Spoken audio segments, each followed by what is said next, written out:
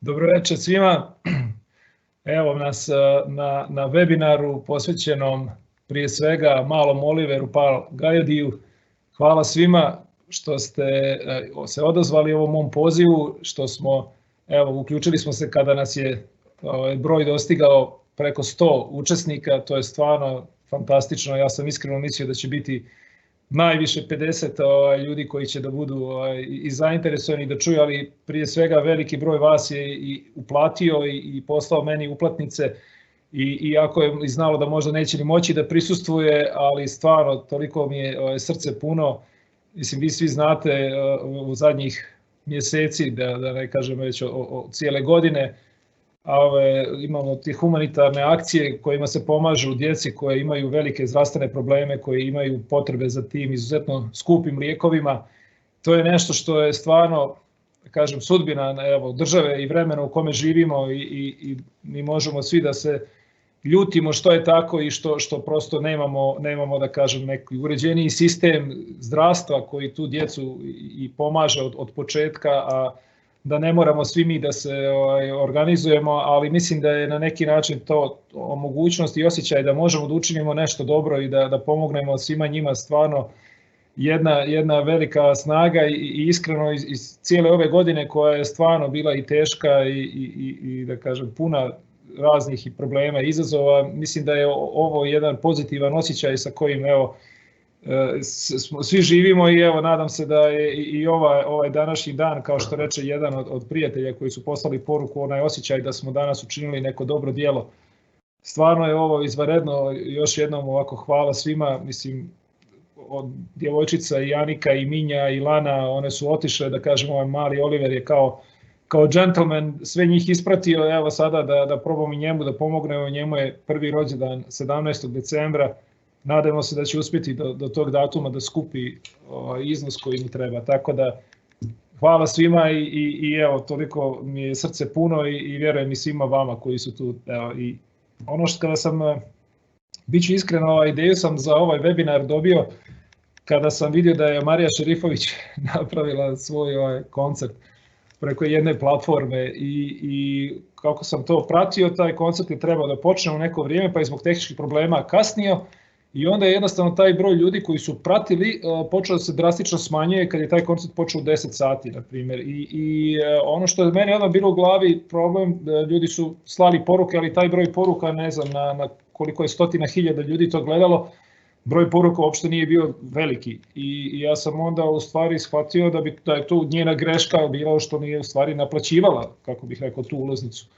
I onda sam ja razmišljao šta ja mogu da ponudim da se to ostvari i eto da kažem, zaista se onda to čitavo razmišljanje poklopilo sa tim da je, kažem već, ne samo posljednjih dana, nego onako jedan duži period, prijatelji, poznanici me pitaju oko investiranja na berzi, investiranja u neke jednostavno druge projekte i onda sam shvatio da eto to je nešto što može biti interesantno i nadam se da će biti vam interesantno, kao što, da kažem, meni još jedna stvar posebno ovako draga i posebno mi znači da je među ljudima koji su i poslali poruke je sada već mnogo mali procenat ljudi koji me lično poznaju, koji su moji prijatelji. I ja sam preko Facebooka prvo postavio, Instagrama gdje ja, da kažem, imam nekako manji broj ljudi i pratilaca, postavio sam na LinkedIn gdje je to stvarno dostiglo skoro 13.000 pregleda je ova moja objava i veliki broj šerovanja i stvarno zahvalio bih se svima koji su to šerovali, koji su i se uključili sa mnom i prije svega zahvalio bih se Srđanu i Alekseju Janićeviću iz Mokrogorske škole koji su se uključili u trenutku kad sam ja shvatio da ja ovo vjerojatno tehnički ne bih mogao da izguram, tako da evo velika zahvalnost njima što smo sada evo u ovolikom broju već 110 ljudi gleda da kažem, webinar i prenos. Ono što sam ja i rekao i o čemu ću danas da pričam, to je u stvari moje iskustva i ono kako sam ja i prolazio i kako ja investiram. Ja sam faktički pošto opet kažem, dosta ljudi me ne poznaje, napravit ću malo predstavljanje ko sam i ja sam rođen 71. godine u Gradačcu u Bosni i Hercegovini. Odrastao sam u jednom selu blizu Bosanskog Šanca, zove se Domaljevac, moji su roditelji prosvetni radnici, inače sam Crnogorac porijeklom. U Beograd sam došao 89. i završio sam ekonomski fakultet u Beogradu, na kom sam i magistrirao, da bih prije par godina i doktorirao na Fakultetu političkih nauka. Moj prvi posao je bio odmah posle fakulteta u Credible banci, gdje sam odmah počeo da radim sa hartijama od vrijednosti od 94. 96. sam otišao iz banke u brokersku kuću MV Investments na mjesto zamjenika direktora. Vlasnik te brokerske kuće je gospodin Miodrag Kostić-Kole. Boravići u toj firmi sam 1999. godine imao jedno prvo ovako pravo krštenje na investiranju na berzi, pošto do tada smo trgovali sa kratkoročnim hartijama. To je bila trgovina sa futuresima na šećer, koju sam radio iz Budimpešte, trgujući na Čikaškoj berzi. I taj trenutak kada sam na telefonu prvi put dobio brokera na parketu te berze i kad sam začuo onaj huk u pozadini, ja sam se sam smrzao, znao sam da sam se upecao potpuno. Istovremeno sam 1999. dok sam bio u Budimpešti otišao u jednu brokersku kuću u Budimpešti i otvorio svoj račun za trgovinu akcijama. I to je faktički bilo moje prvo investiranje. Do tada kao, da kažem, izbjeglica, jer smo morali da napustimo Bosnu kada je počeo rat. Kažem, ja sam i 6 godina živio u studentskom domu, 2 godine dok sam radio u toj banci, ja sam stanovao u studentskom domu i tako da tek sam na neki način krpio, da kažem, da mi roditelji više ne pomažu i da mogu sam da živim u Beogradu, tako da je eto ta 99. Budimpešta bila prva transakcija. Tu sam faktički shvatio da je to nešto što treba da se desi i u Srbiji, pošto sam tada trgovao sa tim akcijama njihove naftne kompanije MOL ili telefonske kompanije Matav. Kada sam se vratio, odlučio sam da je vrijeme da napustim svoj prethodni posao i otvorio sam svoju brokersku kuću Senzal 2000. godine u avgustu. Senzal je inače bio naziv za brokere u Kraljevini Jugoslaviji, to je jedna stara riječ koja je ovako bila zaboravljena i meni se je ostala sa postdiplomskih studija i iskoristio sam je i napravio od toga jednu stvarno zanimljivu, ponovo sam oživio tu riječ. Znači 2000. godine sam počeo da radim sa svojom brokerskom kućom sa pozajmljenih 5000 maraka i sa dvojicom zaposlenih, jedan je bio moj brato stric, a drugi prijatelj iz studentskog doma i mi smo krenuli da radimo taj brokerski posao. Ubrzo je promijenjen zakon, je došao 5. oktobar, otišao Milošević, promijenjen zakon o privatizaciji, počela ubrzanu privatizaciju društvenih preduzeća.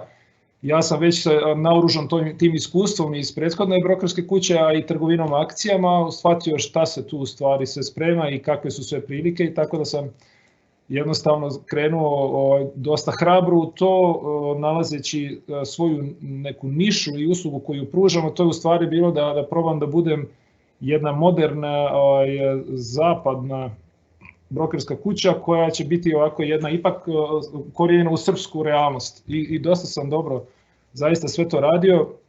Učestvovali smo u nekim od najvećim privatizacijama, od privatizacije Knjaz Miloša, C-Marketa, Karneksa, Soko Štarka, na razne načine. Negdje smo zastupali investitore, negdje smo zastupali male akcionare i da kažem, u narednim godinama uspjeli smo da se nametnemo kao jedna od najvećih brokerskih kuća, ne samo u Srbiji nego u regionu. 2006. godine sam odlučio da je, pošto smo dosta imali stranih investitora, investitori koji su dolazili iz Amerike, investicioni fondovi iz Skandinavije, zaista fondovi koji su upravljali milijardama evra ili dolara. Ja sam odlučio da otvorim brokersku kuću u Banja Luci, u Podgorici i u Skoplju, faktički da postanemo regionalna brokerska kuća. Mislim da je do tada jedino Komercijalna banka imala jednu filijalu u Crnoj Gori, znači mi bi faktički bili prva finansijska institucija iz Srbije koja se proširila i to smo uspjeli da uradimo. Ali upravo u trenutku kad sam ja sve to postavio i kad su te firme počele da radi, došla je jedna belgijska banka, dala ponudu da kupi moju firmu, odnosno već moju malu grupu brokersku, i ja sam to prodao za jedan zaista ovako izvanredan iznos 2007. godine u oktobru. Dugo sam mislio kako sam izuzetno i pametan i kako sam ja to stvarno fantastično sve smislio, pošto je svega 6 meseci posle toga došao do kraha berze, do velikog sloma, ne samo u Srbiji, nego cijeli svijet je pao na koljena, berze su izgubile od 50% kao Nasdaq ili njemačka berza do beogradske berze 90%, da bih onda, kako je vrijeme prolazi, shvatio u stvari sam zaista imao dosta sreće. I sreća je dosta bitna. Od te 2007. godine faktički investiram u razne stvari. Investirao sam i dalje berze u regionu, znači u banjalučke berze, Montenegro, makedonske berze, njujorške berze, po cijelom svijetu preko svog brokera iz Londona. Investirao sam u privatne kompanije, u veliki broj privatnih kompanija u Srbiji. Investirao sam u kriptovalute, investirao sam u start-upove, investirao sam i u crowdfunding platformu, tako da dosta stvari koje imam veliko iskustvo i kad sam se malo i pripremao za ovaj webinar, shvatio sam da vjerojatno i nema mnogo ljudi u Srbiji koji su baš investirali u sve te oblasti. Vjerojatno postoji u nekoliko ili neki segment, ali ja prosto nekako shvatam da i kad se predstavljam čime se bavim, ja kažem da sam investitor, onako nije baš zgodno da piše na vizit karti, tako da kad pišem za neki dokument napišem ekonomista, ali faktički sam investitor. To je ono što sada i želim i što hoću da dijelim sa vama jedno po jedno od tih stavki. Zamolio bih vas da slobodno postavljate pitanja i ekipa iz Mokrovorske škole, tu i Neša, oni će meni ovako objavljivati i ja ću ovako gledati i da čitam i da probam da objašnjavam na nešto kako se stvari budu išle. Znači, osnovno što je, pošto ovdje je grupa dosta raznolika i pretpostavljam da među vama ima ljudi koji, da kažem, imaju i određena znanja, različiti nivo znanja u investiranju, neki su se već okušali u to, neki imaju i svoje lične firme, imaju veliki i biznis koji okreću i da kažem već su možda i radili neke slične stvari poput mene, da li kropaju kriptovalute, da li su uložili u neke start-upove, da li su negdje partneri u nekim firmama.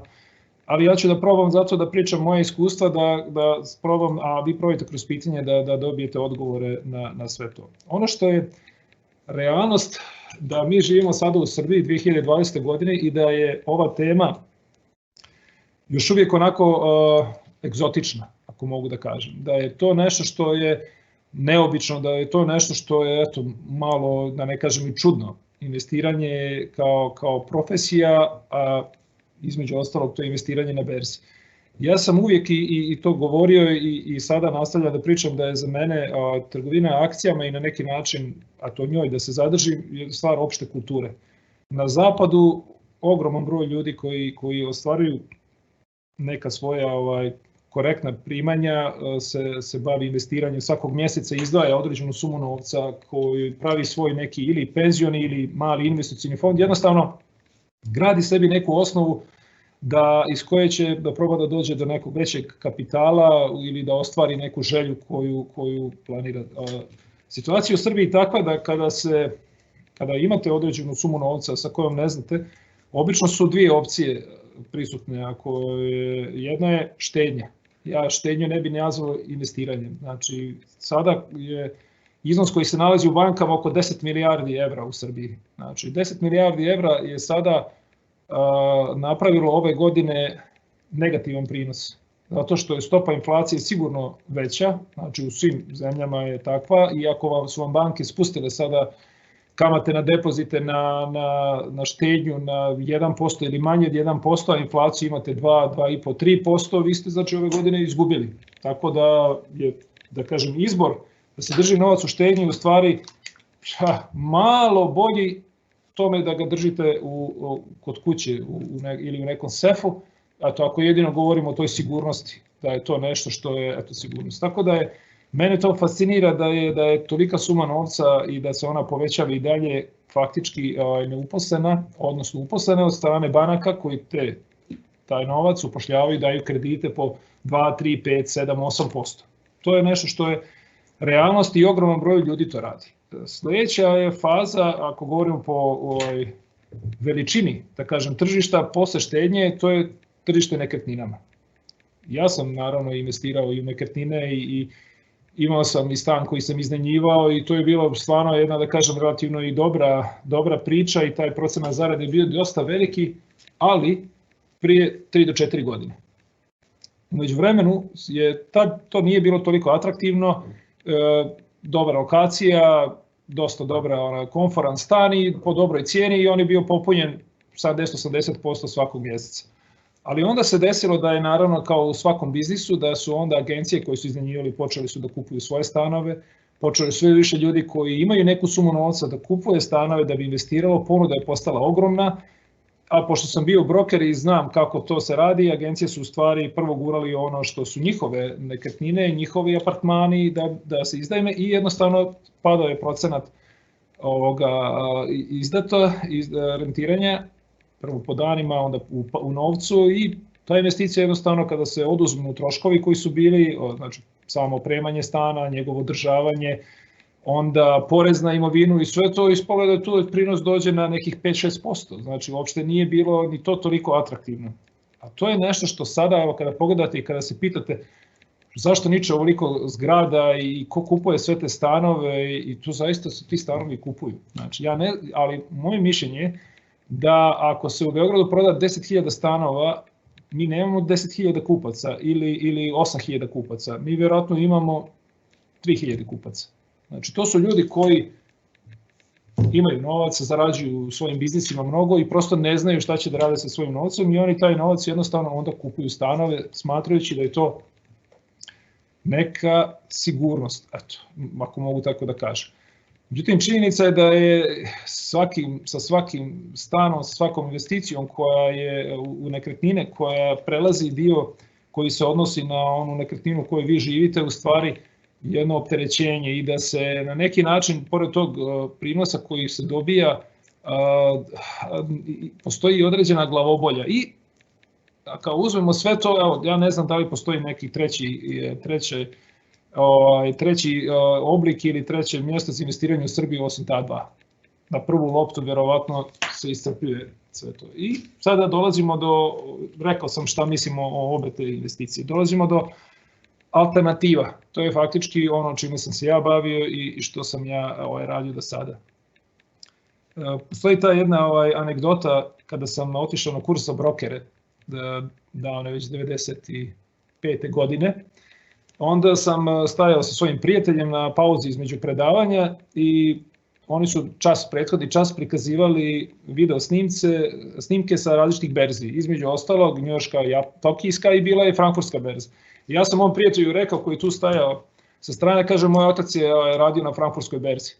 I u tom trenutku je prolazio jedan čovjek ovako iza leđa i on je malo zastao i otišao dalje i nije čuo nastavak priče da je moj otac u stvari radio na renoviranju frankfurtske berze. On je kao nastavnik u tom selu Domaljevac, odakle su većina bilo po inostranstvu kao gastarbajter i on je išao tokom ljeta da zaradi neke pare i jedne godine dobio posao da radi na rušenju stare frankfurtske berze. I na sledećem času taj čovjek mi prišao i dao mi vizit kartu i rekao javi mi se ako ti treba posao. Tako da mogu da kažem da sam ja još od srednjoškolskih dana bio zadojen tim berzanskim svijetom. Ono što je tačno je da sam došavši u Beograd i da kažem završivši ekonomski fakultet, dobio posao u toj Credible banci koja je nekako u startu bila otvorena za mlade studente i ja sam tu došao kao faktički predstavnik te neke nulte generacije Beogradske otvorene škole. Znači, Beogradska otvorena škola koja je sad već blizu 30. generaciju je počela kao Credible škola i eto ja sam imao tu da kažem čast da budem na početku uz par još mojih kolega i da kažem tako sam dobio prvi posao, ali sam nekako u startu shvatio da je način kako ja mogu da se izborim u gradu u kom sam došao iz te svoje perspektive, jednostavno shvatio sam da ljudi, ako si profesionalac u svom poslu, da će ljudi te poštuju, da te traže i da dolaze kod tebe, nije važno čiji si rođak, sin, znači kao za doktore, da kažem, kao što doktor se uvijek ide kod najboljeg doktora, ne idete kod doktora koji je nečiji rođak, nego idete kod najboljeg.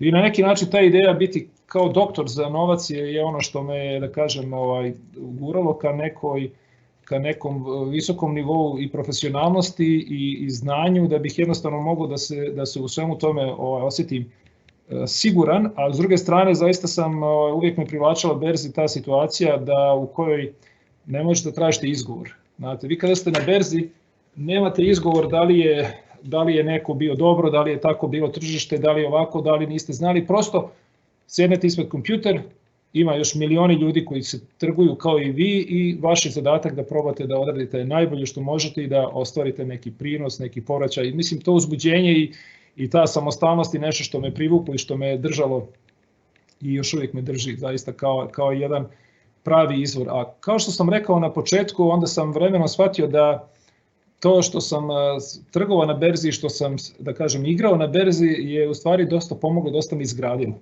Moja pozicija je, da kažem, bila dvostruka. Ja sam bio broker na Beogradskoj berzi i znači radio sam i posredovanje između kupaca i prodavaca akcija, trgovao sam, a isto vrijeme sam i, da kažem, bio investitor, čovjek koji je investirao svoj novac i svoj kapital na način na koji je smatrao da je najbolje. A ono što je druga stvar, da kažem, koja me onako potpuno otreznila je boravak na njujorškoj berzi gdje sam boravio 5 dana, mislim da je bilo 2003. godina, i to su bila predavanja gdje su dolazili razni stručnjaci i razni zaposleni i direktori sektora u njujorškoj berzi. Imali smo priliku i da upoznamo direktora njujorške berze i taj odlazak na parket njujorške berze, to je za mene bilo kao, ja mislim, kad fudbaler izađe na Marakanu ili na Wembley, znači svi su bili onako kao cool, ali ja sam rekao, ja moguće gdje dolazim. I onda vidite da u stvari tamo je bila tolika galama, toliko je bilo prljavo, pice na sve strane, ljudi koji se zafrkavaju, nešto pričaju, onako matane, neozbiljno, neverovatno. I onda sam onako polako su mi se razbijali stereotipi, neću da kažem strahopoštovanje ostalo, ali se shvatio da su to normalni ljudi, da je to sve nešto što je obično i na neki način to je bio drugi prelomni korak da sam ja shvatio da ja mogu u stvari da budem potpuno isti ili čak bolji od njih. Investiranje na berzi, ako sada njega stavimo kao da kažem neku treću oblast u kojoj možete da investirate, pruža ogromne prednosti. Prije svega, evo, našao sam, kad sam dolazio danas ovdje, našao sam svoju uplatnicu sam našao te 2003. godine kad sam uplatio svoj prvi novac, da kažem, posle mađarske berze. Faktički moj prvi novac koji bi investirao na stranoj berzi je bio 2003. godine preko brokerske kuće E-Trade, u pitanju bio iznos od $2100. Znači, toliko sam počeo. Opet različno, zato što ovdje kada pričamo o investiranju, zato što su ljudi koji slušaju i različitog, da kažem, materijalnog stanja, različite, da kažem, i životnoj dobi, to isto ima sve veze. Prosto berza pruža fantastičnu mogućnost i ako ne raspolažete velikom količinom novca. Znači, kupiti nekretninu trenutno sa 2 ili 3 hiljade evra ne možete da uradite. Još uvijek ne postoje fondovi koji bi bili kao nekretninski fondovi koji bi recimo napravili sada, gradi se neka zgrada, ajmo svako ko hoće da uloži i da se dobije procenat, to još uvijek ne postoji u Srbiji, da li će biti moguće, mislim da je to realnost. Ali znači vi na berzi zaista imate mogućnost da i sa tako malim iznosom čak kupite i možda 2 ili 3 različite firme, da faktički imate neki mini portfolio. Vidio sam pitanje, jedno koje je stiglo i to je pitanje koje je naravno nešto koje se meni stvarno često postavlja, da apsolutno je dozvoljeno je ne samo da je moguće, nego i dozvoljeno i legalno trgovati akcijama iz Srbije. Znači trgovati na akcijama po cijelom svijetu iz Srbije. Znači, ja radim, postoje dva načina, ja radim preko svoje firme, znači, pošto mi je bilo jednostavnije, na firmi je bio i kapital od prodaje brokerske kuće i nekako mi je to bilo jednostavnije i ja sam otvorio račun i trgujem preko svoje firme. Moj knjigovođa je naravno nije bio srećan kad se to prvi put desilo, zato što je morao odjednom da prati akcije u norveškim krunama, u dolarima, u evrima, imao sam čak akcije iz Indije i sve to, i to je odjednom bio kako sad ja od toga da napravim rezultat na kraju godine, ali je napravila fantastičan softver. Ja stvarno nju preporučujem koga god bude zanimalo i uspio sam da faktički napravim taj, na neki način, mali investicioni fond, investicionu kompaniju. Fizička lica mogu da trguju isto preko brokerske kuće. Brokerske kuće u Srbiji ima ih trenutno 23, otprilike mislim da je pola su banke, pola su brokerske kuće i da kažem, pošto ja nemam, ja mogu da pričam moje iskustva, znači ne mogu da budem sada, kako rekao, politički korektan. Svako treba da vidi i da nađe nekoga komu više odgovara, ali ja bih kao brokera preporučio Iliriku. U Ilirici radi moj bivši kolega, momak koji je kod mene počeo da radi i kao broker i koji je već tada bio odličan i evo baš mi je drago, nedavno je postao direktor brokerske kuće Ilirika, Vaso se zove, i oni su po meni najozbiljnija kuća koja pruža te usluge na najbolji način. Procedura je vrlo jednostavna. Ja sam se čuo sa njim danas i baš sam ga pitao da mi još jednom to ponovi. Bukvalno treba da odete sa ličnom kartom u brokersku kuću, potpišete ugovor, sa tim ugovorom idete u banku, otvarate devizni račun za trgovinu akcijama u inostranstvu, znači to je to, stavite novac i dajte nalog. Znači, to je cijela procedura. Na koji način se to radi? Eto, to je tehnički dio. On je isto preporučio Erste banku, da su oni najekspeditivniji, najbolji u saradnju, da imaju s njima. Eto, to su, znači, da kažem, da odmah dam i dvije preporuke, da, kažem, nemam razlog da ne dijelim, jer to jeste ideja ono šta su moje iskustva. Posle toga, jedno od pitanja koje je isto bilo ovdje, kako u stvari odabrati i kako ući u samu trgovinu akcijama. Znači, vi u ovom slučaju niste sami, znači, postoje brokeri, ljudi koji su profesionalci, kao i doktori. Znači, vi sad naravno, kad god nas nešto zaboli, idemo prvo na internet, onda odemo kod doktora pa provjeravamo šta je rekao doktor i tako na neki način pratimo da li je to sve ono što nama odgovara. Tako isto i sa brokerima. Brokeri rade analize kompanija, rade analize tržišta, šalju izvještaje i oni jednostavno na bazi toga preporučuju ili ne preporučuju koje akcije da kupite. To je ono što je sad sljedeća stvar. Šta odabrati, kako odabrati akciju, kako napraviti svoj portfolio. Ali ajde da završim prvo ovaj dio. Znači, kada se otvori, vi date nalog, otvori račun, date nalog brokeru, želite da kupite neke akcije, Tesla, Microsoft, Google, šta god želite, Facebook, i vi onda formirate svoj portfolio. Portfolio ima turbulencije, ide gore, dolje, cijene padaju, rastu i tako dalje. Ono što je bilo isto jedno pitanje, i to je naravno vrlo važno, je taj poreski tretman. Dao Bog, naravno, da posle nekog vremena vaša akcija skoči i da ste vi zaradili. U Srbiji je obaveza da se 2 puta godišnje podnosi izvještaj za ostvareni prihod, odnosno profit na trgovini akcijama. To su na pola godine se radi i u obavezi je svaki građanin da od 1. do 31. januara podnese izvještaj o trgovini na berzi i drugi put od 1. do 31. jula. Znači 2 puta to mora da uradi. Brokerska kuća vam šalje, znači dali ste nalog da kupite 10 akcija Microsofta, one dobijete od njih dokumenta kome piše nalog za kupovinu ili potvrda o izvršenoj transakciji. Tu potvrdu stavite negdje kod vas, posle nekog vremena, posle 9 mjeseci, prodate akciju. Znači recimo samo ste kupili Microsoft, ništa drugo kupovali.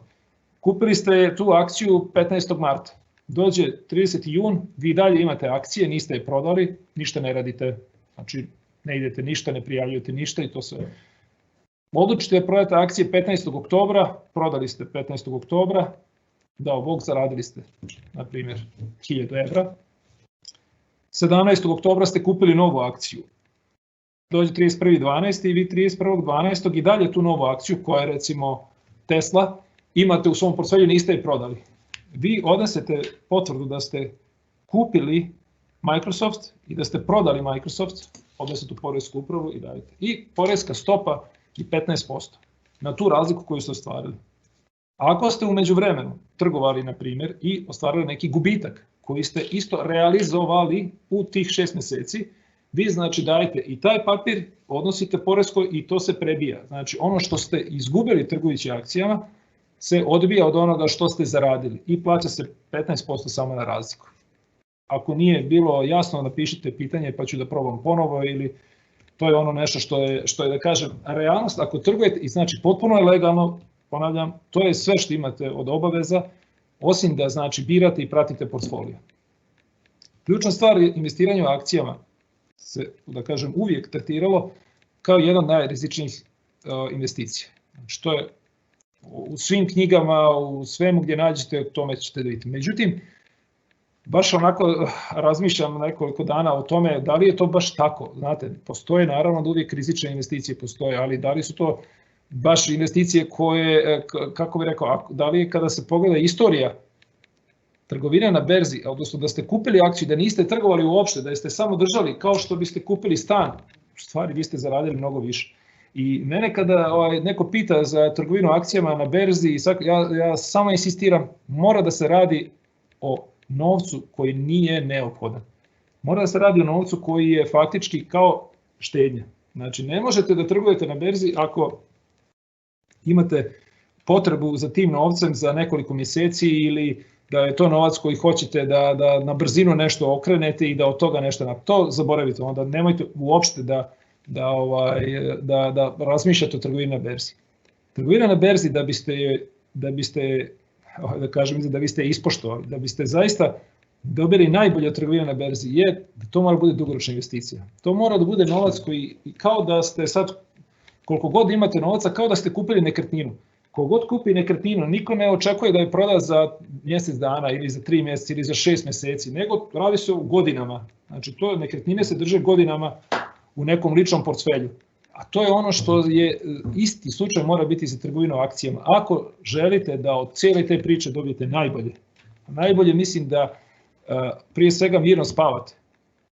Nema ništa od investiranja na berzu ako će to da bude stresno, ako ćete svaki dan gledati šta se desilo s akcijom, kud je otišao pala, ako ćete zvati brokera ili već mene, šta da rade, kako sad ovo, vidi šta se desilo.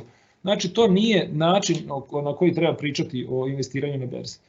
Investiranje na berzi treba da bude nešto što biste faktički dugo godina radili, pratili i na neki način zavoljeli, zato što je poenta da se dobije ono najbolje od berze, a berza je uvijek bila jedan nevjerovatan indikator i budućnosti. Znate, berza je zasnovana na očekivanjima. To mi je trebalo vremena da shvatim. Kada sam prvi put trgovao, neke od prvih trgovanja, kupim neku akciju i sad ona objavljuje rezultate. To je ono što je, da kažem, u Americi i svuda, to je ta trga pacova. Svaka 3 mjeseca se objavljuju rezultati, uvijek se izbacuju procjene očekivanja, šta očekuje street ili šta očekuju banke, velike investicione, kako će ta cijena da bude, kakva će biti u stvari rezultati, poslovni rezultati kompanije, od prihoda, od profita, od rasta, svega. I ja se sjećam da je neka akcija bila, da je objavila rast fantastičan 30%. Ja sam bio siguran, ona je objavila rezultate prije otvaranja berze, ja sam bio siguran ona ode sada 20%, ona je pala 10%, znači u roku od par minuta. Gledam, šta je ovo? I onda sam shvatio da je, naravno, dolje piše missed expectation za toliki procenat. Znači, sve se svadi na očekivanjima i kada naravno priča ide dobro, očekivanja su sve veće i veće i veće i čak i na objavu sada kompanija da su im prognoza za narednu godinu nije sjajna, akcija padne. Ne znam, Tesla je jedna od poznatih priča gdje je Musk, koji je glavni investitor i vlasnik toga, kad on kaže da akcije su precijenjene, znate što to znači za berzu, odmah padaju, svi prodaju, ali to je taj neki roller coaster koji ne smije da bude predmet juranja i trčanja. Znači, ono što je moj savjet kod investiranja, znači prije svega da bude dugoročno. Znači, razmislite da je to dugoročna investicija. Razmislite da je to investicija u kojoj vi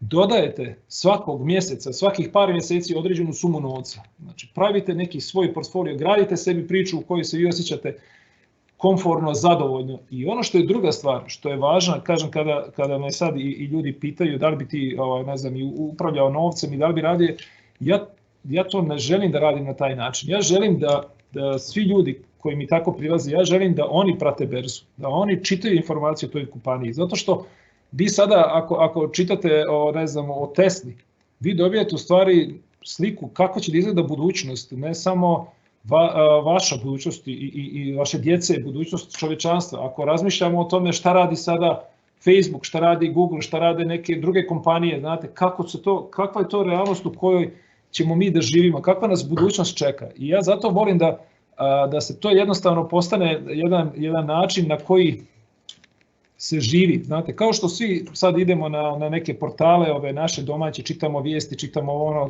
ne znam se šta je gore od svega. Vjerujte, ja se najbolje osjećam kad odem na portal, sad ću ga pokazati, CNBC, koji je portal koji prvo u ovom vremenu korone, ja toliko dobijam informacije, na primjer sada o ovim i vakcinaciji i svemu i o odobrenju, znači tu sam saznao zašto je Engleska odobrila Pfizerovu vakcinu prije nego što je to uradila Amerika, znate, i onda odjednom neke stvari koje vi ne možete ni da znate šta se dešava, odjednom one postaju, da kažem, vama vrlo jednostavno objašnjene. Znači, vraćam se opet. Prva stvar, dugoročno investiranje. Razmišljate o tome kao dugoročnoj investiciji. Druga stvar, mora se radi druga stvar o novcu koji vam nije neophodan, koji nećete povlačiti. Ako zatreba, ja, na primjer, danas ili vi imamo novac u akcijama Nike na njujorškoj berzi, zatreba novac sutra, znači odluči ovo danas, ovog sekunda, sell, prodamo, novac stiže u Beograd za 3 dana. Zamislite da imate nekretninu i da hoćete da je prodate, koliko vam treba?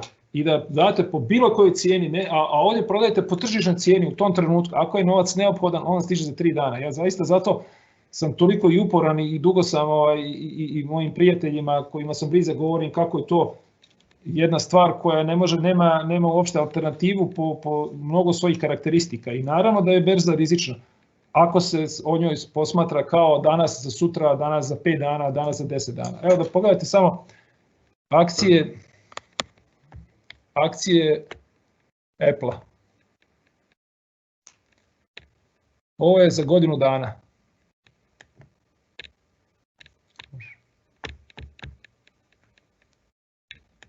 Evo. Ovo je za godinu dana akcije Apple-a. Znači da ne uzmemo ovaj period korone kad je pao, nego 1. januara 12. samo moment, stiže, evo ga. Bio je 75, sad je 122. To je negdje oko 60% profita koje je ostvarila akcije Apple. Ili Amazon, koja je, mislim da je bila kao najveća firma na svijetu po tržišnoj kapitalizaciji. Znači više nisu ni naftne kompanije, više nisu ni ti neki veliki giganti iz starih industrija. Ovo su sada najveće firme na svijetu i to su, kada pogledate sada oko sebe, kompjutere koje imate, telefon koji imate, odjeću koju nosite na sebi, sve su te firme na berzi, sve se one nalaze na berzi i sve one, zahvaljujući tome što ih vi kupili, te njihov proizvod, oni u stvari pokazuju ove rezultate koje pokazuju. Pogledajte Amazon. 2. januar, cijena 1900. Znači, evo neću da gledam ni najviša koja je bila, 1900, sad je 3100. Znači to je opet 1200, na to je isto oko 60% zarade. Da li postoji nešto što je sada, da kažem, a da nije neka opasna investicija u neke, ne znam šta može da da, šta bi uporedio da je legalno, što može da da, možda da ste ušli u biznis da ste nabavljali ove maske ili u vrijeme kada je počelo vanredno stanje ili sve to.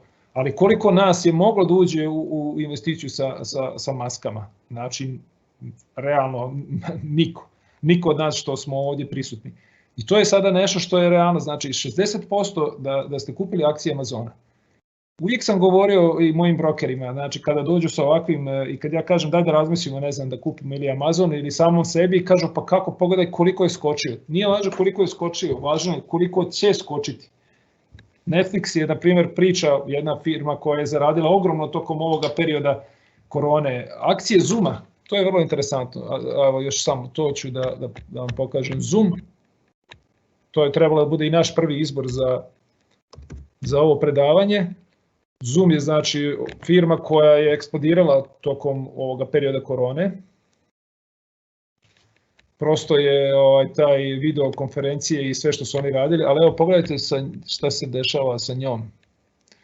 Ona je trebala da ima jedan normalan rast. Evo pogledajte, da, ovo je sajt, moram reći, CNBC. Vidite kako se piše, .com.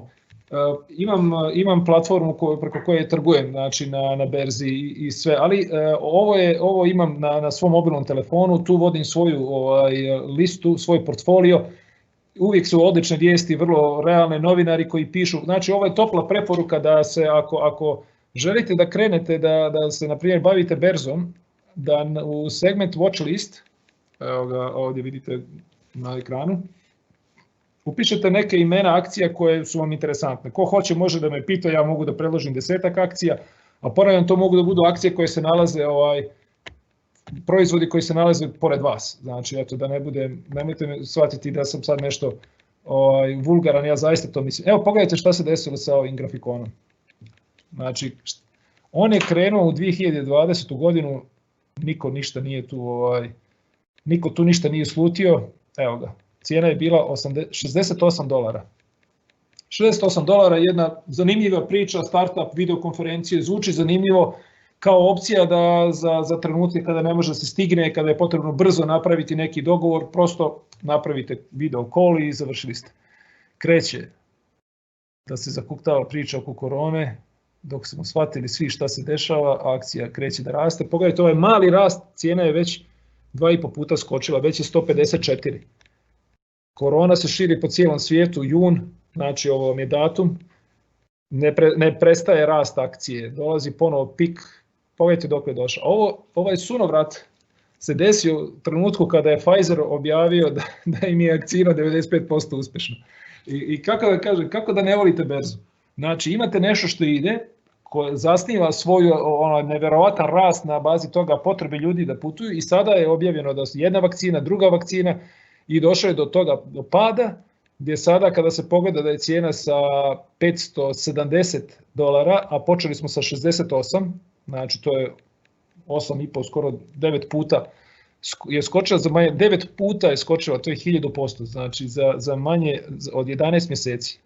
Naravno, ko je to mogao da prepostavi? Vrlo mali broj ljudi je bio akcionar u januaru 2020. Ali evo, to je sad jedno pitanje i sad vi možete da kažete, radite u nekoj firmi velikoj ili nešto gledate i znate koliko su da kažem, će sada vjerovatno svijet da se, bez obzira što dolazi vakcina, koliko će brzo ići taj oporavak, šta će se desiti? I vi kažete da vidi zašto ne bih ja imao možda mali dio nekog svog portfelja i u ovom Zoomu. Zašto je Tesla, evo ako bih vam pokazao Teslu, to je tek roller coaster, a da kažem neću, zato što ne bih želio da pričam samo o ovome i hoću da ostavim vremena za pitanje. To su te slične priče. Znači, poenta je, vraćam se, novac koji vam nije neophodan na duži vremenski period, a govorim o godinama, ako je, koliko god da ga imate, znači da imate i 1000 i 2000 evra i to, da vam ne treba, moja preporuka, jedna od većih mojih preporuka da se stavi na berzu, da se konsultuje broker, da se čitaju izvještaji, da gledate, da pratite, dobit ćete jedan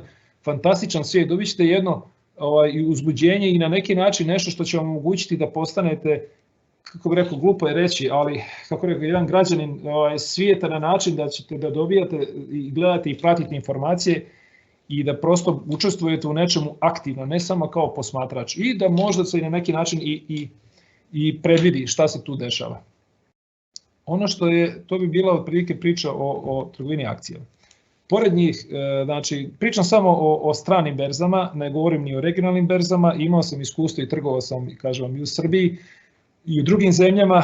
Nažalost, Beogradska berza je, trenutno ne postoji ni jedna akcija koju bih mogao da vam predložim. I mislim da je ovo prva godina u kojoj ja faktički nisam obavio ni jednu trgovinu na Beogradskoj berzi, evo već koliko, 26 godina od mog prvog posla koliko radim, da ni jednu transakciju nisam obavio. Prosto nelikvidnost je užasno velika, firme koje se nalaze tamo, nekoliko njih i objavljujete svoje poslovne rezultate i želi da bude transparentno, ali prosto nelikvidno je. Vi sada ako želite neku malo veću sumu novca staviti, a veću govorimo o par desetina hiljada evra, vi ne možete, nemate prostora. Uopšte ne možete da skupite to, treba li vam 10 dana da to se uradite. I to uopšte nije greška ni rukovodstva Beogradske berze, ni ničega. Berza je uvijek tretirana kao mjesto na kome se obavljala ta transfer vlasništva, nije uopšte bila ideja da se ona napravi kao berza na kojoj će zaista pojavljivati firme koje će se listirati i trgovati i biti atraktivne, ali to je period prosto tranzicije u kojoj se mi nalazimo i stvari će sigurno da idu drugačije.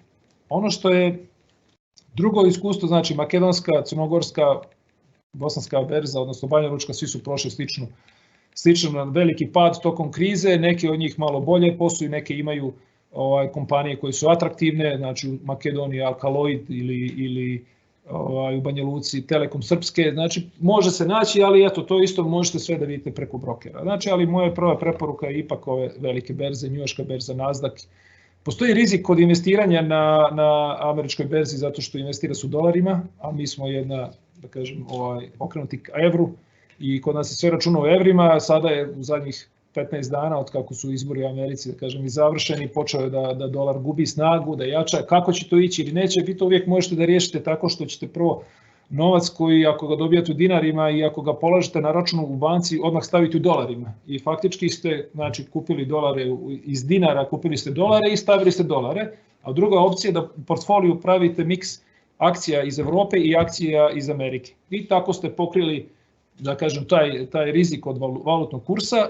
Uvijek postoji akcije koje daju dobre dividende, to su akcije prije svega one stare kompanije koje su iz starih industrija, ove moderne najčešće ne isplaćuju, moderne tehnološke kompanije, ali da kažem stare kompanije koje mogu dati 3, 4, 5, 7% dividende su onako na tržištu i to je isto jedan miks koji vam može dati jedan balans u vašem ličnom portfoliju.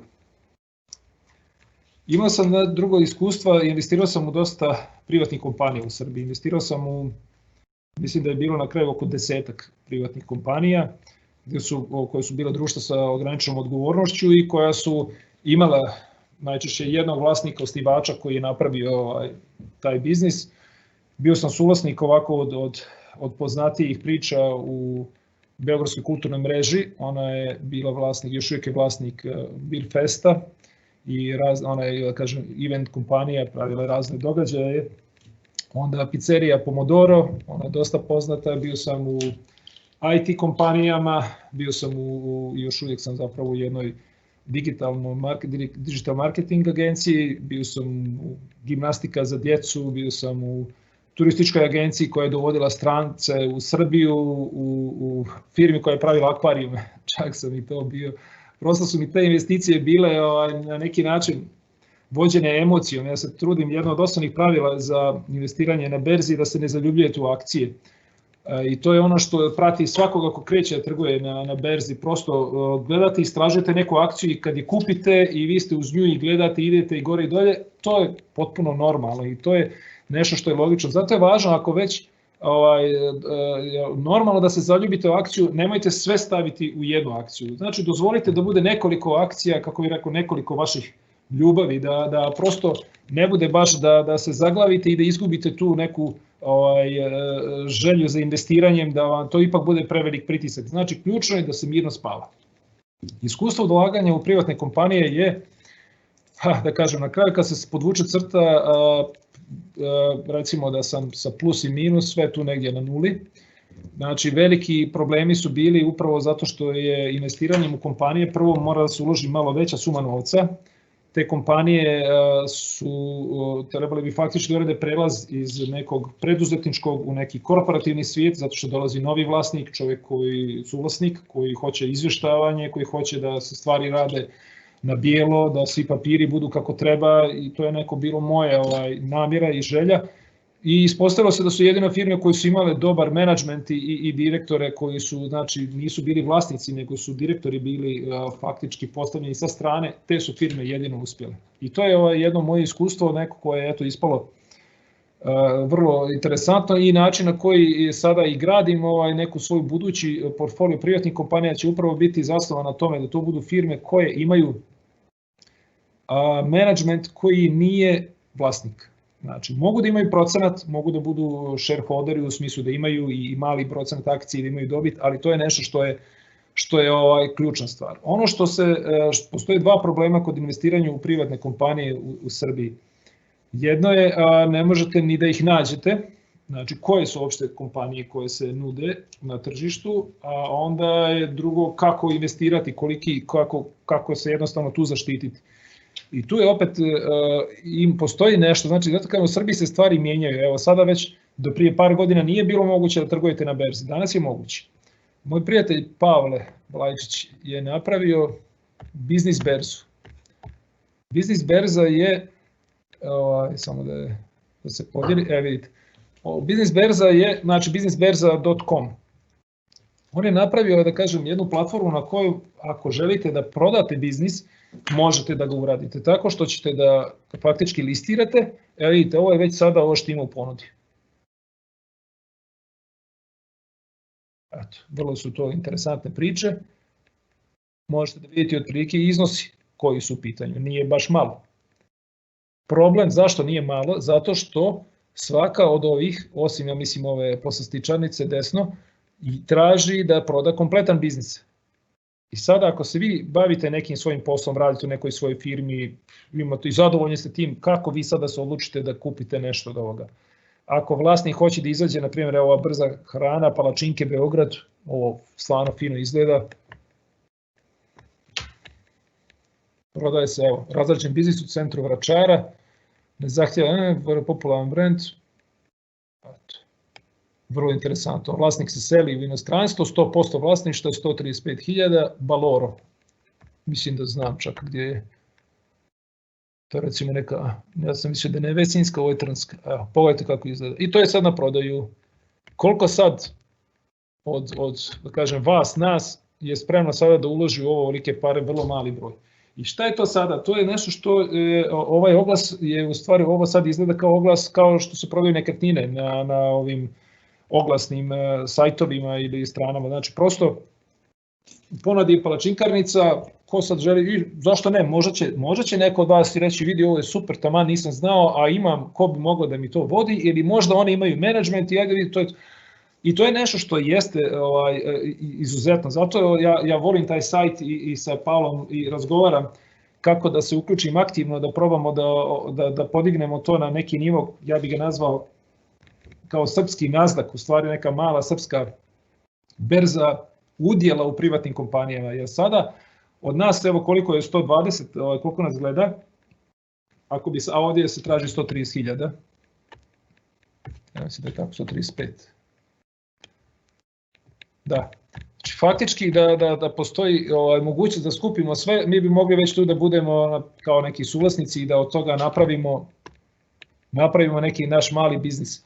To su stvari koje su realnost, način na koji smo sada ovo predstavio, to je da je ovo po meni početak nečega što može da preraste u trgovinu udjelima. Znači da se faktički ovaj Baloro kaže prodajem i ko će da se javi i sad jedna opcija je da sada mi svi ovdje što smo na grupi napravimo i kaže ko hoće, evo hoću ja, ko će da bude u menadžmentu taj, znači da se napravi kao neki mali fond koji bi investirao i preuzeo tu palačinkarnicu i vodio taj biznis. I prosto postavili bi direktora, postavili bi finansijskog direktora, ljudi bi nama slali izvještaje. Mislim da je to neka realnost. Za sada ova biznis berza funkcioniše ovako, prodaju se kompletni biznisi i to je nešto što ja volim i dosta često idem i gledam, dosta je to dobro urađeno i ja mislim da to ima veliku perspektivu. Ako se uspe napraviti u to da mogu da se kupuju udjeli, da je to jedna fantastična priča i da je to onako neophodno da se desi. Tu ima puno nedoumica, puno i pravnih zavrzlama i to nije mali posao, ali ja mislim da prvi ko ovako zgrabi, iskoči i obezbedi odgovore na sva pitanja koje budući investitori mogu da imaju, može da napravi stvarno jednu priču koja je, ja mislim, neophodna. Zato što pogotovo sada u ovo vrijeme korone dosta malih biznisa će faktički biti bez novca, neće moći vlasnici da izdrže, da isfinansiraju periode smanjenih i prometa i nemate ni turiste i svi smo u nekom čudnom stanju. Tako da ja mislim da je ovdje trebalo bi da se još više pojavi firmi koje traže investitore, a s druge strane da investitori dobiju jednu priliku da mogu da naprave taj svoj mali portfolio, kao ovome što sam pričao o akcijama preko brokera koje kupujete na njujorškoj berzi, gdje vi možete budete vlasnik i Nike-a, i Disney-a, i Tesle, i Zoom-a, znači da vi prosto u vašem portfoliju imate te 4 akcije ili možda kupite Pfizer, znate, pa da gledate svaki dan koja je nova zemlja. Ja imam akcije Pfizera, iskreno kupio sam ih kad su objavili vijest i odmah su skočili, ja sam ih kupio na toj visokoj cijeni i čekao i znate kad kažu vakcina, da malo padne pa ode, sad već 4 zemlje su potpisala, Amerika odobrila juče, znate, da pričam, da gledam da nevezano od onoga životnog problema koji svi imamo da će ta vakcina biti uspješna, imate eto i taj neki izbor.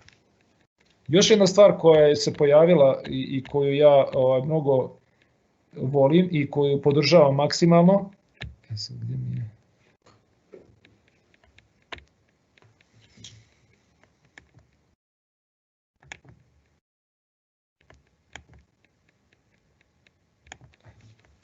izvinjavam se, evo ga. To je prva crowdfunding platforma u Srbiji, Venture.rs. Možda ste imali priliku i da čujete i da pročitate o njoj i ja sam stvarno toliko srećan što se pojavio tako nešto u Srbiji. Imao sam ovako i čast, zvali su me da i dam neki mali intervju koji su oni promovisali kao priču o značaju svega toga. Znači, radi se o crowdfunding je investiranje faktički velikog broja malih investitora, malih iznosa u neke biznise, neke projekte i oni su, Ventu je stvarno fantastično napravio prvu kampanju, firma Bubaja, sa svojim brendovima Zdravo, Slatko i Roji su uspjeli su da skupe 50.000 evra, 73 ljudi je investiralo, ja sam isto investirao. Ovdje se radi o faktički pozajmicama, znači način na koji je to urađeno, potpuno je sve legalno i pravno i faktički smo svi, nas 73, svi smo mi postali postali smo kreditori firme Bubaja na 3 godine i prinos koji ćemo dobiti je 6% i od tih 6% znači mi možemo da očekujemo i dodatni dio od performansi same te firme. Ako ona bude ostvarila rast profita, da ostvarimo još dodatnih 1,5 do 2%. Uvijek je pitanje, i to su mi kad sam pričao s nekim svojim prijateljima, to je rekao, pa da, ali je rizik, šta će se desiti, ta je privatna kompanija, mislim, da se šalim, ima jedan stari crtani koji, ako se sjećate ono gdje je Paja Patak, u njega uđe duh njegovog pretka, lovca i onda on ide sezona lova i onda kao žodlaku šinko i ima jedna rečenica koja mi je bila mnogo smiješna, ne pucaj dok ne vidiš beonjač. Mislim, to je za mene, ne možete da pričate i razmišljate o investiranju ako nećete da pucate dok ne vidite beonjače. Znači, ne može da bude sigurno sve i da očekujete da ostavite neki prihod. To ne može se desiti. Znači, investiranje 6%, da li je to dobro ili loše, da li nije. U svakom slučaju, suma novca koju sam ja investirao spada u onu kategoriju koju sam rekao. Dugoročna, nije mi neophodna, želim da podržim jednu fantastičnu ideju, jedan fantastičan projekat samo crowdfundinga kao takvog što je nečega što je neophodno Srbiji, plus tu kompaniju koja ima dobar proizvod, zanimljiva, ima dobar biznis plan.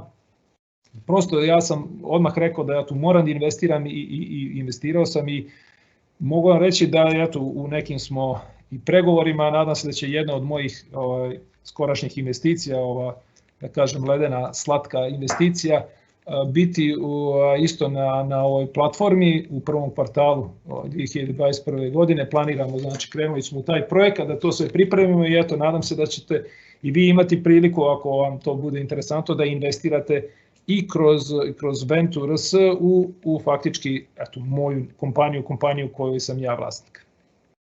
To je taman sada ovih 7 sati i vrijeme je da probamo da vidimo malo, da odgovorimo na pitanja.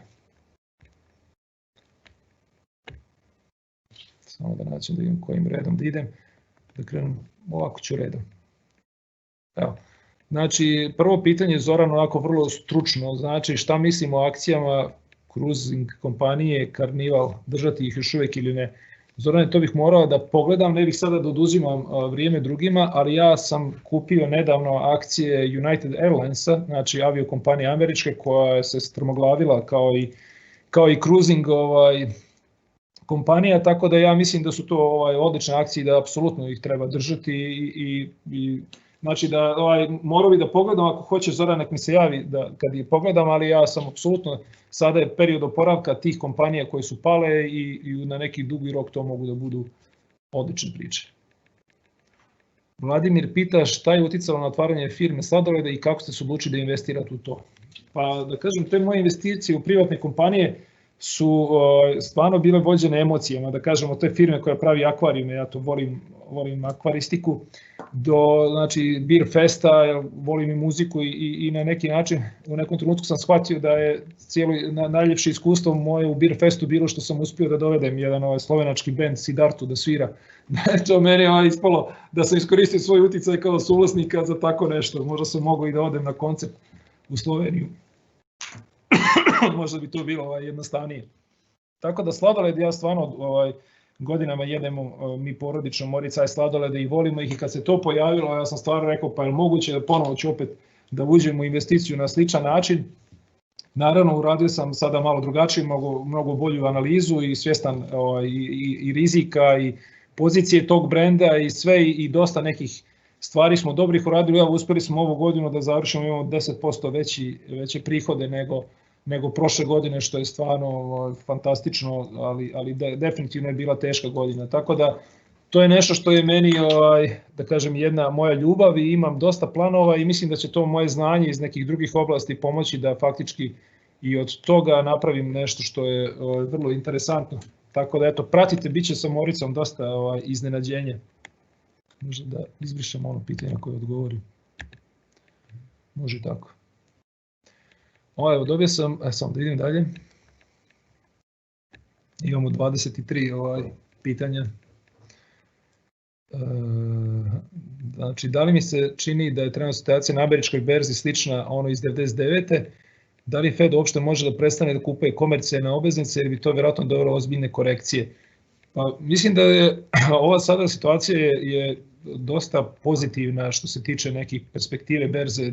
Zvuči malo čudno, zato što je faktički taj neki pad koji su svi očekivali, da kažem, već svi su bili svjesni od 2008. od kako se vratila berza pa je krenuo taj rast, svi su očekivali kad će, i taj rast je nastavio i Dow Jones je na istorijskim maksimumima, znači sam indeks Dow Jones je skočio 64%, istina za 5 godina. I na neki način korekciju su svi očekivali i onda je samo se tražio koji će da bude uzrok korekcije na berzi američkoj i onda se pojavila korona koja je sve to, da kažem, oborila, počistila i vratila se nazad. Prosto u svijetu toliko ima novca, toliko je pitanje gdje investirati da ja mislim da i to je ovo i odgovor na drugo pitanje, ja mislim da ne može da će prosto da se nastavi dugo i da će dugo da interveniše i Fed i da će dugo količina novca u svijetu da bude velika i da je na neki način, jedini način da održite vaš novac vrijednim je da ga stavite da radi i on za vas.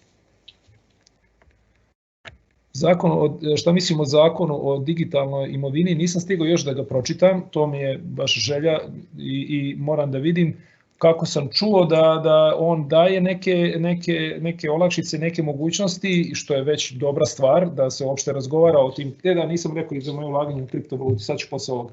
Tako da morao bi da ga pročitam i da vidim, ali u svakom slučaju dobro, iako će sigurno ga pratiti mnogo podzakonskih akata, ali to je već jedan veliki iskorak i svakako podržavam da uopšte postoji takav zakon. Inače, investirao sam i u kriptovalute i sjećam se dobro, gledao sam prvi put Bitcoin, dosta davno, mislim da je koštao tada možda $20 i u trenutku kad sam ja počeo već, pošto sam sklon rizicima, da razmišljam, tad se upravo posle par dana desio krah jedne velike berze u Japanu, kriptovaluta, pronevere, sve otišlo, 100 miliona, ja sam samo zaboravio na kriptovalute na par godina i onda sam se uključio kada je već dostigao vrijednost preko 1000 i kad je otišao, tako da kriptovalute su vrlo interesantne.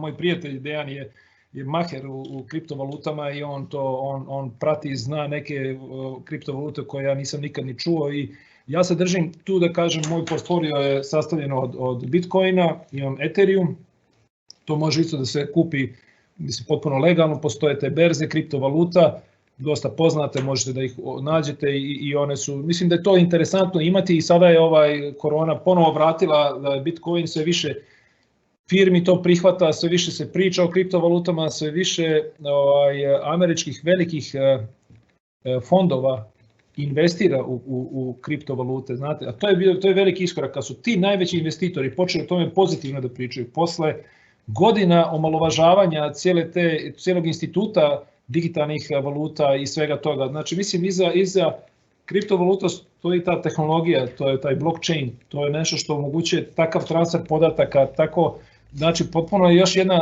od revolucija koji smo svjedoci, koje se dešavaju tu negdje pored nas, tako da predlažem isto da razmislite u vašem portfoliju da postoji nekoliko stavki koje možete sada relativno lako da uradite, ali evo ako mogu da ih rangiram, neka prvo bude trgovina akcijama, naravno ako ste obezbedili neku svoju nekretninu, stan u kome živite, znači trgovina akcijama na berzama, u inostranstvu, onda možda kriptovaluta, a nadajmo se onda u nekom trenutku i crowdfunding gdje može već od 100 € da se investira i nadajmo se ovom malom srpskom Nasdaqu u nekoj bržoj perspektivi. Perspektive ulaganja na Beogradskoj berzi. Akcije NIS-a da su podcijenjene, da li se može očekivati rast u budućnosti? Komercijalna banka po ZRB, da, to je ta tema, da priznajem, evo, nisam gledao dugo te akcije i vjerovatno su akcije NIS-a podcijenjene. Ono koliko sam vidio, njihova dividenda je bila negdje oko 4%, što nije loše kada se oduzme tako 3,5-4%. I samo je pitanje, znate, kako bih rekao, kako vjerovati svim tim firmama, kako, prvo, ili uložite neki količinu novca, kako ćete je prodati, znači nemate likvidnost i ako vam zatreba novac, kako ćete povući te akcije iz toga. Znači ako je želja, znači ja apsolutno u portfelju treba da stoje možda i neke akcije ili NIS-a ili komercijalno, to zvuči zanimljivo, NLB je jedna ozbiljna banka koja bi sigurno mogla od komercijalne da napravi još veću priču, ali ima mnogo nedoumica, ne bih smio da preporučim i držati jedno oko na Beogradskoj berzi apsolutno, ali znači ne bi baš to bio moj prvi izbor. Šta mislim o trenutnom padu dolara i kada će se zaustaviti? Pa to je, Trump je stvarno, kada je došao, on je dosta stvari uspio da uradi vezano za američki biznis i to neko jačanje dolara je bilo okrenuto time što je on stvarno želio da učini, što bi rekli, Ameriku ponovo jakom i to mi je bilo jedan od načina koji on uspio to da ostvari, ali s druge strane američki proizvodi su postali mnogo skupi i vjerovatno je izvoz američki počeo da pada sad i u ovim okolnostima, tako da pitanje je granica u kojoj će dolar pasti, da li je to sad neka, prvo još uvijek nije izvršena tranzicija vlasti i to je taj politički rizik kakav god on postoji i način na koji će neko da to percipira sigurno nije pozitivan u startu, nego uvijek postoji taj rizik, strah i ne mislim da će pad dolara da se brzo zaustavi, ali znači da u nekom trenutku koja će biti njegova realna vrijednost baš onako treba gledati. Znači ne mislim da će se oporaviti u nekom skorijem periodu kao što je bio recimo prije 3 ili 6 mjeseci.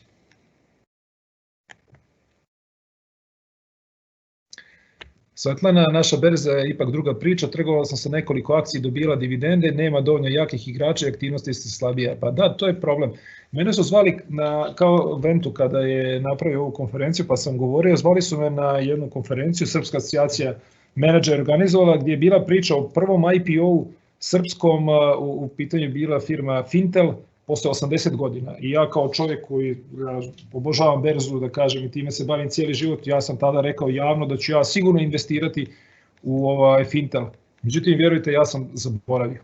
Znači, ja koji sad pratim berzu, toliko je to bilo određeno na jedan ipak, nije određeno kvalitetan način i prosto nisam i kupio te akcije tog prvog srpskog IPO-a maltene posle 80 godina.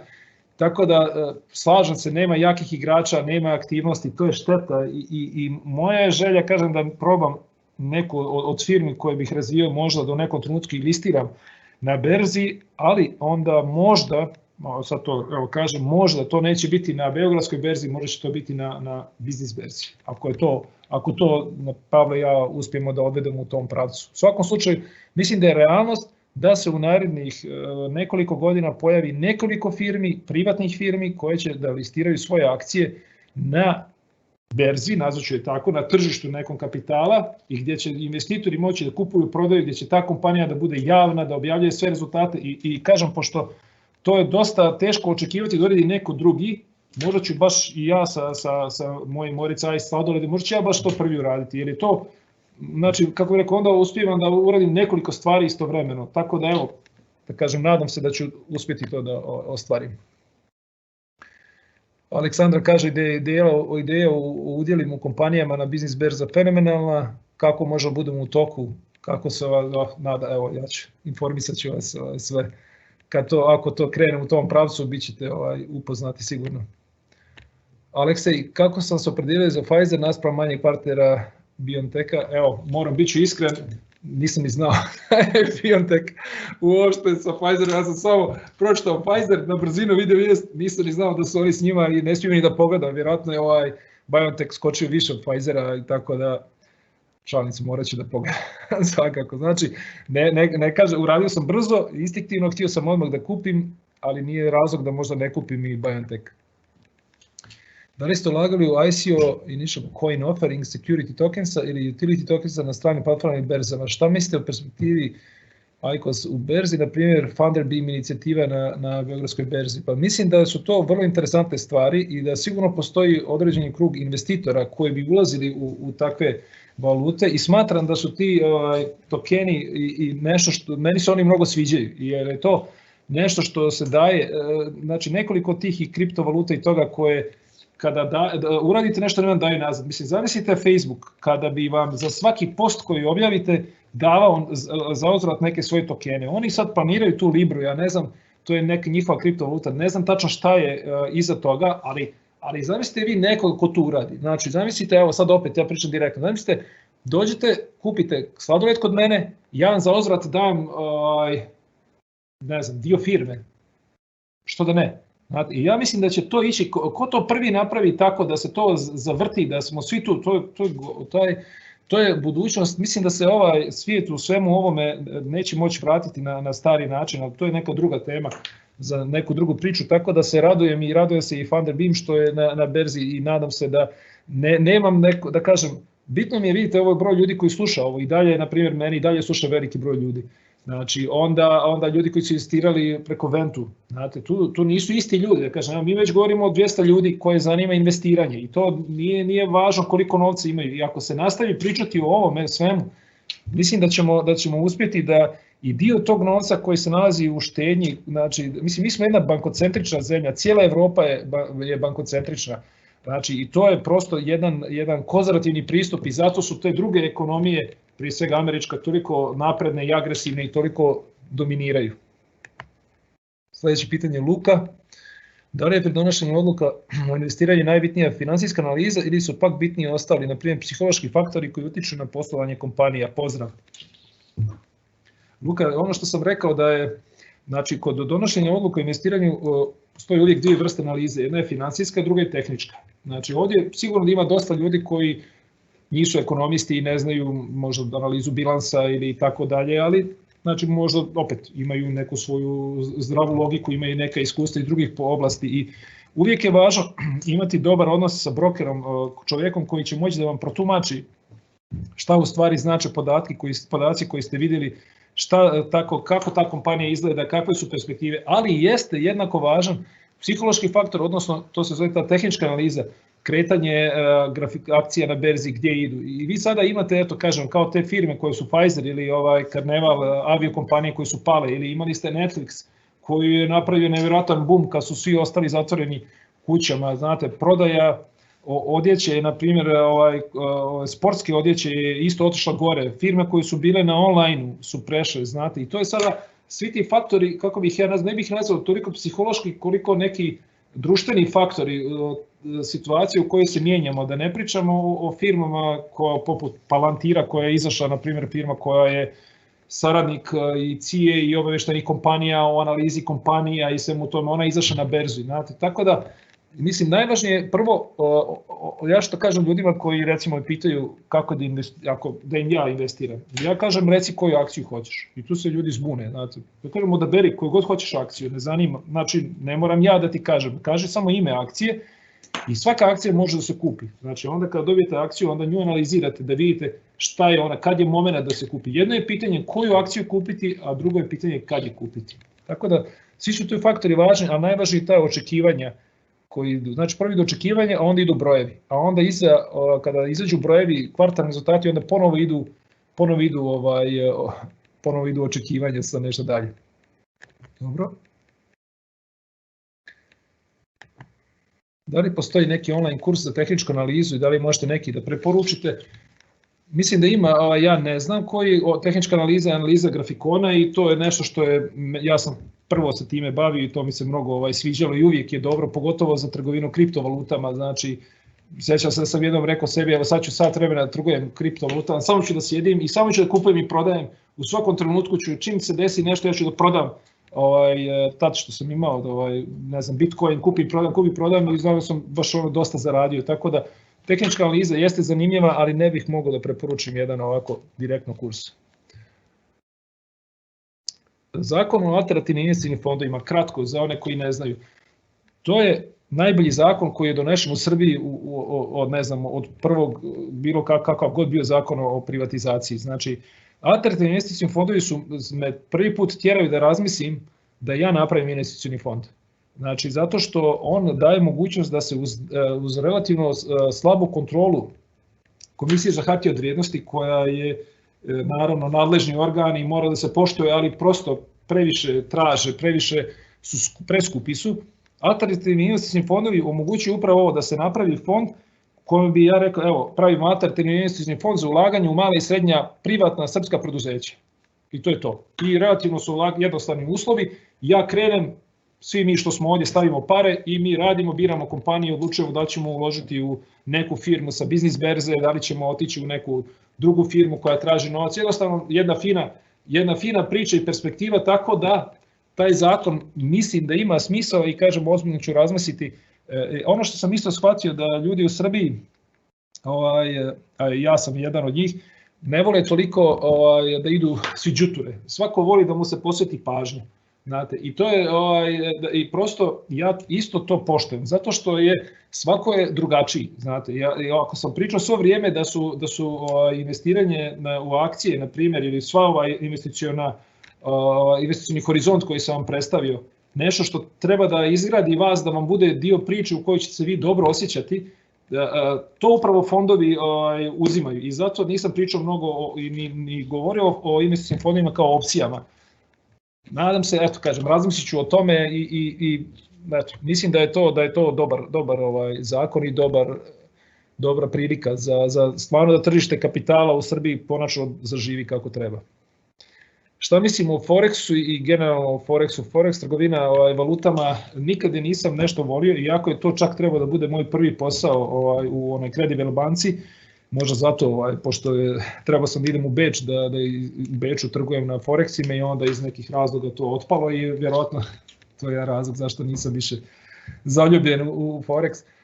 Ne znam, previše mi je rizično, previše mi faktora tu igra i iskreno nikad nisam volio Forex. Posredno on utiče na moj portfolio koji imam u drugim valutama, ali nisam, da kažem, evo, iskreno nikad nisam trgovao s tim i mislim da je to baš za špekulante, neko ko ima dobro znanje, dobar stomak, spreman da brzo reaguje, kupuje, prodaje, to je za one koji žele da budu traderi i da se ispred računara rade i može da se bude uspješan, nije uopšte to problem. Samo znači, kao što sam ispričao u priču za kriptovalute, kad sam ja brzo kupovao, prodavao, Forex je za takve, sa jakim živcima, dobrom disciplinom, može da bude zabavno. Moje mišljenje o NIO kompaniji koja kineska pravi električne automobile, nisam je gledao, vrlo znam da je ona Teslin konkurent, da je tako nazvao kineski odgovor na Teslu, tako da evo, ne mogu ništa da kažem, Zorane, možemo da pričamo ovako van ovoga webinara. Pitanje od Borisa za mogućnost početak rada, znači real estate investment trustova kod nas. Da li očekujem da ovo zaživi i kada?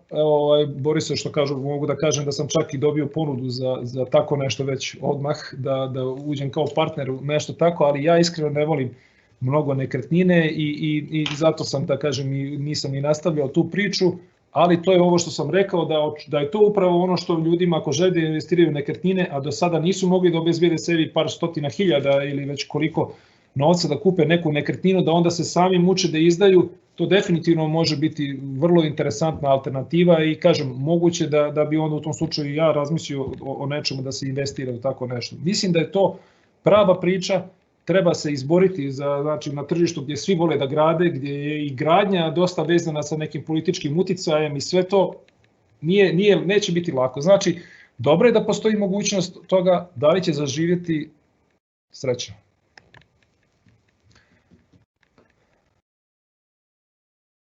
Dobro, ovo sam odgovorio. Usluge brokera, da, ovo je dobro pitanje, znači Marija je postavila, to sam zaboravio da kažem, ono što su mi rekli iz Ilirike da je oni naplaćuju 1% proviziju, znači za uslugu za trgovinu u inostranstvu, znači 1% se plaća kad se kupi, 1% kad se proda akcija. Zato ja i savjetujem da se u principu, iskreno da budem, da se akcije drže dugo, znate, da se ne prodaju često, nego da prosto dopunjujete taj svoj portfolio, da on raste kao kroz vrijeme, da on napravi da raste. Ne znam da li banke nešto naplaćuju, ali brokeri naplaćuju po transakciji. Znači, da li je pitanje od Nikole, da li ja preferiram ulaganje u fondove, znači koje prate indekse, što naravno smanjuje rizik, ili da idem na rizičnije investiranje u pojedinačne kompanije ili Forex ili zlato. Ja volim da pojedinačne kompanije, meni je to uvijek onako interesantno i čisto uvijek indekse koristim kao refer sa kojim poredim neku svoju uspješnost, ali preferiram više pojedinačne akcije.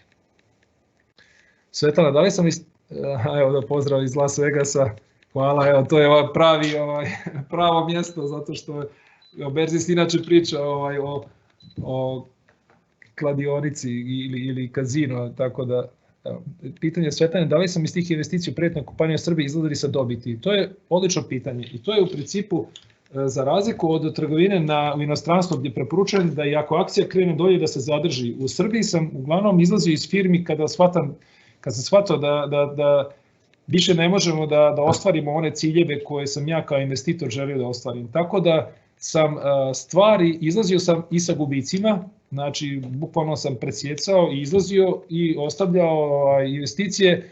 Kad se sve sabere, tu sam na nuli, ali znači broj investicija iz kojih sam izašao sa plusom, pojedinačni broj je manji od onih iz kojih sam izašao koje su negativne. Ali kažem, na kraju se sve to ispeglalo i zato sad trudim se da budemo vrlo pažljiviji i oprezniji kod investiranja. Ivan, bio sam u prilici da pregovaram s investitorom za svoju kompaniju. Molim vas da nam date primjer na koji način vi to radite, da pojasnim kako proceniti buduću vrijednost firme i na koji način određujete svoj udeo.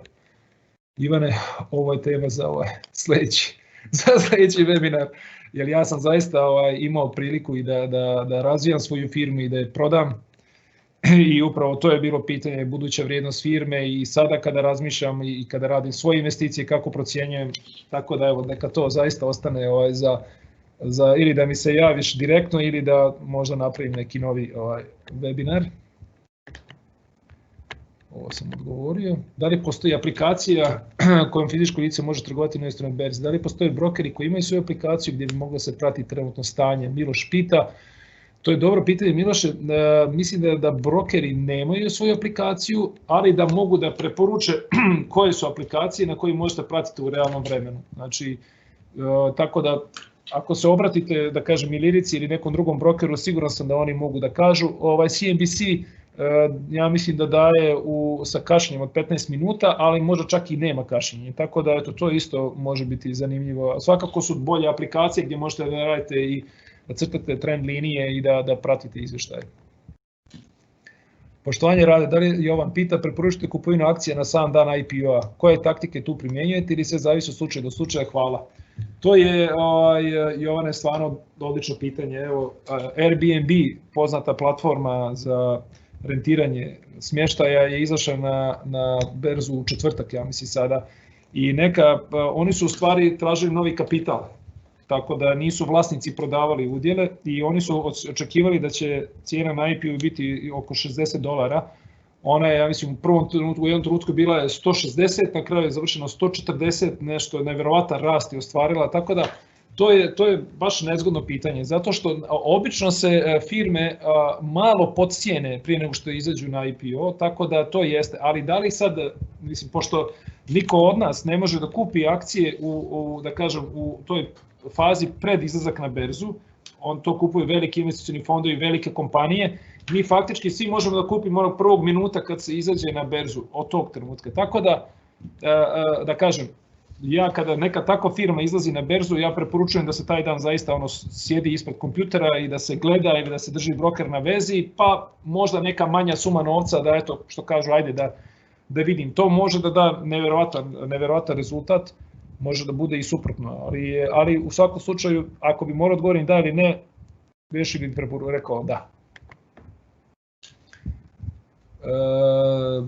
Pitanje šta mislim o kupovini i prodaji akcije u kratkom roku i zaradi na razlici u cijeni. To mora da bude stav kod investiranja, da tako prilazite investiranju i da je to ono što vi želite. Znači, onda zaboravljate na tu akciju, istog trenutka kada je realizujete, zaboravljate tu akciju. Kao što sam davno pročitao i shvatio da je to najveća prednost Novaka Đokovića, što on zaboravlja prethodni poen istog sekunda. I to je fantastično, znate, tu Novakovu snagu da on odigra, ne znam koliko, 25 razmjena i da uradi nešto i da izgubi poen i onda stane na liniju, sledeće odserira as. Znači, ako hoćete da trgujete u kratkom roku špekulativno, morate da budete toliko disciplinovani da zaboravite, da ne razmišljate ako ta akcija, imao sam slučajeve i kada sam i radio tako, dok nisam izgradio ovu svoju investicionu strategiju, gdje sam ja to isto radio i onda, znate, kada vidite da akcija posle toga skoči, znači nije vam dobro uopšte. Tako da, ako to želite, samo disciplinovano i srećno. Kako neko ko planira da napravi malu firmu kad bi poslao u oblasti ekoloških inovacija u Srbiji može da prikupi novac putem crowdfundinga? Nije napisano ko, ali svakako Ventu RS je adresa, izuzetna ekipa ljudi, znači siguran sam da će vas uputiti i dati vam najbolji način za to i stvarno crowdfunding apsolutno preporučujem. Nebojša, da li postoji neka posebna strategija u zavisnosti od iznosa investicija, preciznije, da li postoji strategija od 10 za različite iznose? Ono što sam, kažem, nedavno pročitao je da je, naravno, iz cijele ove priče oni bogati zarađuju što više na berzi, da je to takva igra. A problem je sada što su akcije postale užasno skupe. Kada sam ja stavio mojih $2000 2002. ili 2003. godine, to je faktički bilo, tad su akcije bile vrlo jeftine, znate, a vama je sada jedna akcija, sad sam zaboravio, onaj Zoom je koštao $60-70, pa je onda u jednom trenutku došao na 560, a sada je 390. I kako, znate, 390, vi ako hoćete da stavite sada par hiljada evra, vi ste već tu na granici da potrošite svoj novac na samo jednu akciju, tako da, veća količina novca daje mogućnost da se napravi veći diversifikacija, ali svakako i za male iznose radije preporučujem da se ide, znači ako neko daje, recimo, ako postoji iznos od 1000-2 evra, znači preporučujem jednu akciju, da kažem, 1-2 akcije najviše. I onda kako vam raste ta suma, dodajete još ponekog. Već sami vidite šta je na 10.000 evra, možda već mogu da budu i 3-4 akcije, jedna bude možda malo veći iznos, druge manji, tako da to je jedina strategija faktički da zavisi samo koliko ćete akcije imati u svom portfelju. Približavamo se isteku, ali odgovorit ću na još 4 pitanja.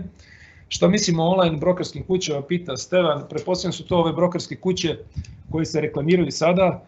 Iskreno, nisam imao kontakta s njima, ali ne mislim ništa dobro. Znači, ako ne znam čime rade, ne znam, pretpostavljam da nisu ni regulisane svim tim, ne znači da nije dobro, da nije profitabilno, da nisu kvalitetni, ali ne znam, ja iskreno ne bih radio preko njih. Sajtovi i kursovi preporučite za početnike, to da kažem, ajde isto, ne mogu sada iz glave da kažem, taj kurs za brokere je zanimljiv ako neko želi da bude broker, ali kursevi za investitore mislim da može da se nađe, da kažem, možda ću ja napraviti neki kurs baš za one koje zanima investiranje na berzi, da pričamo onda malo više u detalje o samim kompanijama. Spomenuo sam ulaganje nekretnine, da li očekuje da se trend rasta cijene nekretnina u Beogradu u ovim nekim lokacijama nastaviti bez obzira na realan pad društvenog proizvoda, povećanje nezaposlenosti i drugo usled COVID-a? Pa to je ono što sam rekao, ja mislim da ove stanove ne kupuje veliki broj ljudi, znate, nego da mali broj ljudi kupuje veliki broj stanova. Tako da li je ta cijena realna ili nije, ja mislim da apsolutno nije, znači i da kažem nešto što beogradske cijene koje su uvijek mene fascinirale kad se porede sa cijenama u Beču ili nekom drugom gradu, ja stvarno nemam uopšte vjeru i mislim da je to samo baš posljedica samo te zatvorenosti našeg tržišta i toga, i da ako neko što kaže, ako je pitanje da li da se kupuje nekretnine, ulaganje nekretnine da bi se prodala, vidim da postoje slučajevi da ljudi kažu da to zarađuju, to je zato što se to opet proda sličnim ljudima, tako da je ulaganje u nekretninu da biste prodali nekome mora baš da se bude hrabar, a ja nisam baš za to, više sam, kažem, za ovo gdje je likvidnije, gdje je lakše možete prodati, znate, ako uložite u stan 200.000 evra i vama treba iz hitnog nekako 50.000 iz nekog drugog za nešto drugo, vi ne možete, vi morate prodati cijeli stan. A ako ste na berzi, vi možete da prodate koliko vam treba i završili ste. Da li investiram u zlato i kako kupiti investicijono zlato? Ranije sam pomalo kupovao više kao špekulativno, nisam nikad kupovao zlato kao zlato. Mislim da zlato nema više onu snagu koju imalo. Jeste da ide gore i mislim iskreno kad vidim da naša država se hvali rezervama zlata, to je meni malo smiješno. Mislim da ulogu zlata sada, da kažem, preuzima na neki način i kriptovalute ili Bitcoin i sve i radije, evo kažem, ne bih kupovao investiciono zlato, ne bih preporučio, tako da ni ne znam ni kako se radi. Da vidim, imam još, evo, zahvaljujem se, hvala Borise, to je, dobio sam pohvalu, to je da vidim, odgovorio sam na sva pitanja. Tako, ima nas još uvijek dosta, još jednom, evo, molio bih samo kako da vratim samo sekund. Dobro, svi znate, htio sam da još jednom pokažemo, da pošaljemo možda još po neku poruku za Olivera, našeg malog druga, kome smo, ja se nadam, pomogli i da ipak dođe bliže tom svom nekom cilju, jer mislim, kako bih rekao, ja kad sam dolazio ovdje, malo sam se, imao sam malu tremu, ali na neki način sam bio, više sam bio uzbuđen, ovako pozitivno, da eto jedna ideja koja se pojavila, rekao sam vam gledajući taj koncert Marije Šerifović, kako oni ne uspijevaju da dobace, mi smo stvarno nešto uspjeli da uradimo i ja se nadam da sam uspio da vam odgovorim na neka pitanja koja ste imali, ali sam prije svega toliko svima vama zahvalan što smo pomogli ovome dečaku i mnogo više ljudi je i uplatilo nego što se pojavilo i znali su vjerovatno i da neće moći da dođu, ali su i poslali mi onu uplatnicu i dobili su, ja ne mogu da opišem koliko sam srećan, stvarno, kako bih rekao, nešto što smo uradili da eto, učinimo jednu lijepu stvar, lijepu i korisno, stvarno sam evo, ponosan i zahvalan svima. Ako bude, da kažem, interesovanja, ja sam spreman da ovo ponovimo, da sa istom cijenom ulaznice da to uradimo. Tema može bude ista, može bude druga, mogu samo da odgovaram na pitanja, možda umjesto ovoga. Ako budete zainteresovani, tu sam. Hvala puno, hvala još jednom i Alekseju na pomoći i Neši što su bili uz mene. Sve vas volim puno. Hvala.